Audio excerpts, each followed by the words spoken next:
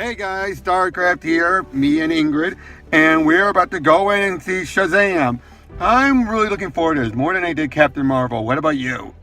I'm definitely looking forward to it because it looks like this movie's going to be a good balance of action and comedy, and I feel like that's really the kind of thing you need to let off steam after a long work day. It's just something that's nice and fun.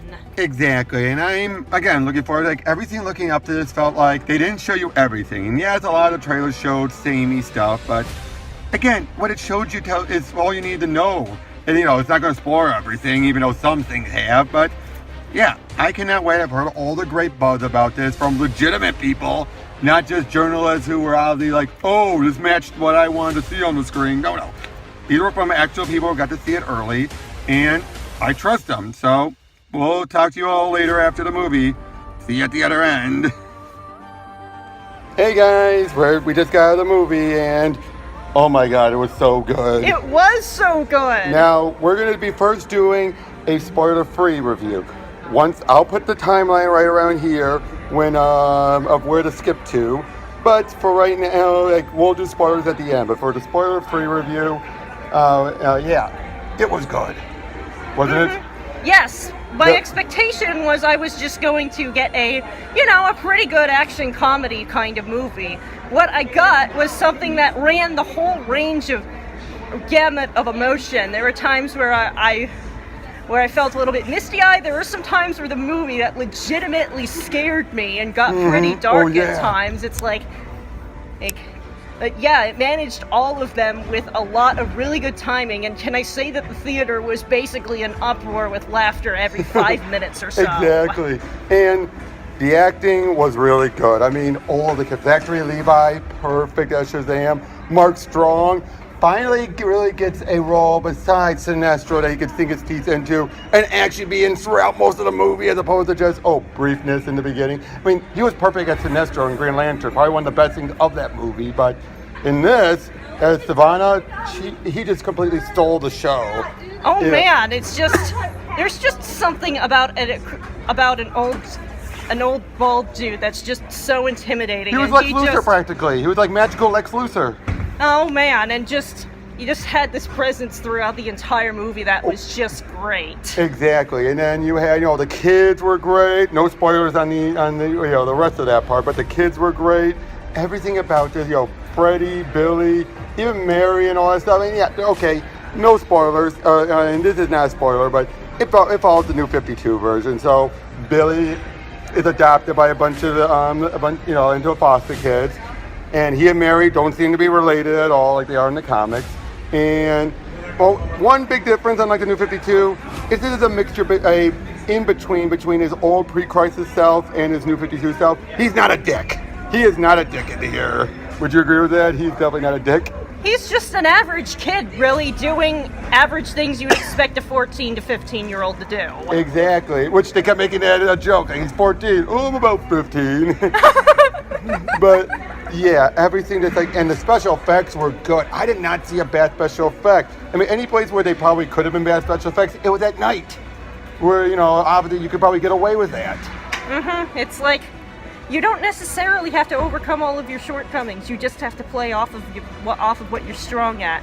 Yep. Now, before we get into spoilers, let's at least say this. The big question I'll be going to ask, Captain Marvel or Shazam? Shazam. Definitely. This felt like, and Captain Marvel, again, was meh. As we said in our last review about it, was meh, and I still stand by that.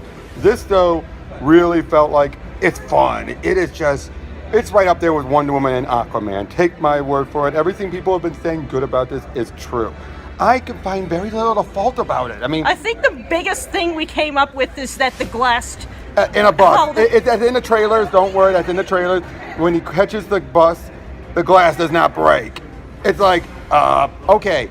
I know those things are supposed to be like kind of like a plastic glass or whatever, but even then, it should have still, was from the height and the weight of the bus, should have shattered on him. But nope, you got it. But other than that, That was like the only thing we could come up with in like the entire over 2 hours. And it does get dark, but it's not like overtly dark. Like, they have a bit of subtlety about it. Like, there was one scene in the beginning where, honestly, most of the nasty stuff happens off screen, but it just made me tense up the whole entire time, just the way Sylvana commanded the whole thing. It's just like, holy frick, this dude's terrifying. That, and also you had the action sequence, like, oh yeah, he's fighting Sylvana Superman style, but unlike Man of Steel, they're not ripping through all the buildings, not carrying. Let's be honest, compared to Clark Kent, Billy had even more reason to smash through buildings for his inexperience. But no, he kept on keeping it in the air, which is saying a lot. Now, okay, about to get into spoilers now. All right, give you a few more moments. If you want to walk away, just end it right here. Okay. The ending was the family. If you Gosh, that just tugs at the heartstrings, dude. It does. Especially, okay, if you guys have read the new 52 versions of the comics, you already know what happened. Billy shares his powers with the rest of his foster family. And I, with no comic knowledge, was able to call pretty well early on. Exactly. They set it up, but in a way, though, it's still a way where you're like, oh, are they really going to go that far? Oh, yep, they went there. And it worked. And everything with Sylvana being, in this case, Sylvana's possessed by the 7 deadly sins of man. And so much of that was good. But the opening of the movie, first of all, with him as a young boy, you feel for him. But at the same time, though, you could definitely, knowing where he goes, yeah, he wasn't worthy. He was not worthy at all whatsoever, was he? Indeed. Yeah, and it's like... And they... Yep, and I liked close to the end where it's like where the last sin was hiding all the time. Oh yeah, envy. And we find out, when everything Billy calls him out, basically Billy calls him out saying, oh, all of his big brothers are coming out yet. Envy's still hiding in you, Sylvana. What? Oh, puny little Envy, he's the little shrimp. And he was. Yeah. He was Envy, and he's playing up to Envy. Although, how did Billy know exactly which the other sins were? You know, there was the other sins. I mean, did he just figure out by the way they looked? Because they never said their names, so how?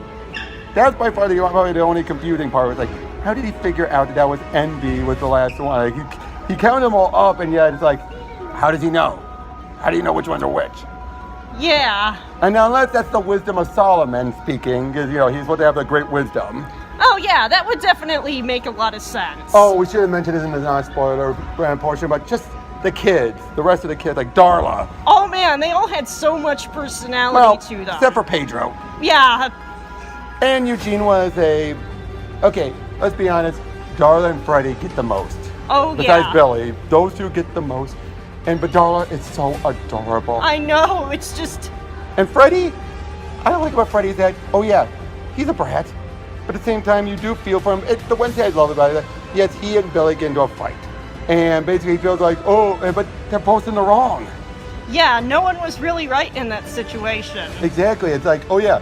But even Freddie admits, yeah, I want those powers. And how do you think I feel? Being a cripple, you know, and all that. And all that was just so good. And then you have, but then Billy's, of course, he's becoming full of himself. Mm-hmm. He's becoming a complete and utter, you know, like, oh yeah, aren't I? Ooh.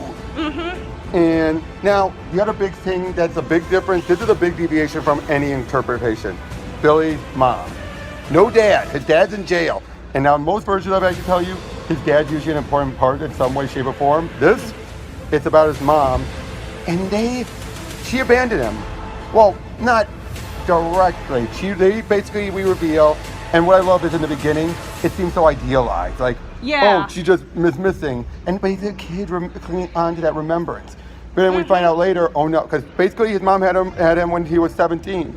Well, younger than that even, because he was really young. But she was 17 at that point. I mean, she went there when she was 16 or something. Mm-hmm. Now, and then basically got lost. It was a legitimate, she got lost. But then when she found him with the cops, she realized, he's better off with him than with me. You know, in foster care. And you know, that kind of really felt real. It did, because again, she wasn't the stereotypical, yeah, I did. It's like, no, she was like, I tried. But it's like, yeah, it's just, I want the best for you, and that best for you is not with me. And exactly, and I love it, well, you turned out all right. You seem good, you look good. And then she's like, like, just came to let you know I'm all right. Like, he just gave it all up, because he realized, like, you could still tell he was hoping for a happily ever after. Yeah, and it's great because the other kids helped him with it in the end. Exactly. And the foster parents were great too. Oh yes. They were hilarious. And it's like, as they said, they even said they were both in foster care themselves, so they know what it's like. And yet they're also both just boom, boom, bouncing off each other. But one other thing about Mark Strong as Savannah is just how. What was his father and his brother, especially his father, little thing, now she doesn't know what I'm talking about, but you guys probably do. Savannah's father is played by John Glover, who in Smallville was Lex Luthor's father. And he's playing another balding evil scientist's evil father. That's pretty great. Yep, you get it? Casting reference, that's cool. It cool. does, and he's still playing a bit insane, but yeah, his father treated him like shit. Although to be fair, he did not deserve what Savannah did to him and his brother still. As bad as they were, they still... Yeah, you just still didn't deserve to get thrown out of an office or eaten by the same demon. Or no, eaten. I think it was eaten. Oh, well, whatever it was, nasty things happened with a demon. Exactly. And the other thing I would just say is also the wizard was great. You actually felt for him, Yeah, it's like, I've seen this happen before. I want to make sure that this crap doesn't happen again. And while they do keep on with, again, the new 52 version where there is no pure soul, but when you really think about it, really, is there ever a true pure soul in any, especially by modern days? Like back in the 50s, back when the comic first, or the 30s, back when the comic first started, oh yeah, you could probably have a bunch of pure souls. Nowadays, I'm not saying they can't exist, but you cannot get someone that's 100% pure good anymore, I don't think. Not at the age that would be able to know better anyway. You know what I mean? Yeah. So like nowadays, there's going to be that little bit of, I won't say corruption, but impurity. Just that little bit. Yeah, just that little bit. Like Kingdom Hearts says, there's a bit of darkness in every heart. Exactly, and I think that's why, and unfortunately, Shazam was constantly looking for a pure heart. 100% pure. And he sort of got blind to the fact that there could have been a lot of cases of good enough that he just passed over. Yep. Now the big question is: do you really think Savannah would have gone this route if the wizard hadn't done any of this to him, or do you think eventually he still would have gone this bad? He just wouldn't have become obsessed with finding the wizard again. Because I think he would have. I think he would have still found, because in fact, even at a young age, they were able to tempt him. He probably would have clung on to some other power. Yes, he would have been looking for something else eventually. Now, the last thing is, yes, in the last spoiler, if you probably heard about the post-credit sequence, again, she doesn't know who it is, but Mr. Mind show up, the little caterpillar. That's one of his other long-standing villains. He shows up, speaker box voice and everything. And it's like, okay, they kept everything while they still had the business to them. You would not expect Mr. Mind to show up. This little worm. And the guy of a guy who is scrawling symbols all over his cell like a madman. Exactly, and I love it, like, you simple creatures and your cave drawings. But yeah, and they do hint off the Black Adam. We never see The Rock. And yes, Superman does show up, but it's just from the neck down. And let's be honest, nowhere did he look as ripped as Henry Cavill. You almost thought it was just another guy in a suit. But it was a great bit, especially at the very end. You heard this little bird. Freddy looks over, sees him like, and it just ends right there. And then the very last credit. You guys don't have to stick around for that last one. It's funny, but you don't have to. It's basically they take a pot shot at Aquaman. That's all. But yeah, seriously, great movie. I give it a 9 out of 10. I second that. Yep. So, guys, go see it. Make it a big movie. We gotta make sure this thing blows Captain Marvel out of the water just to show, like, hey, this could be just as good too. This is viable. So, like I said, see it. Yes, I know Zachary Levi said some stupid stuff defending Brie Larson, but who cares? It's worth it. So, this is Star Grip. This is Ingrid. Catch you all later.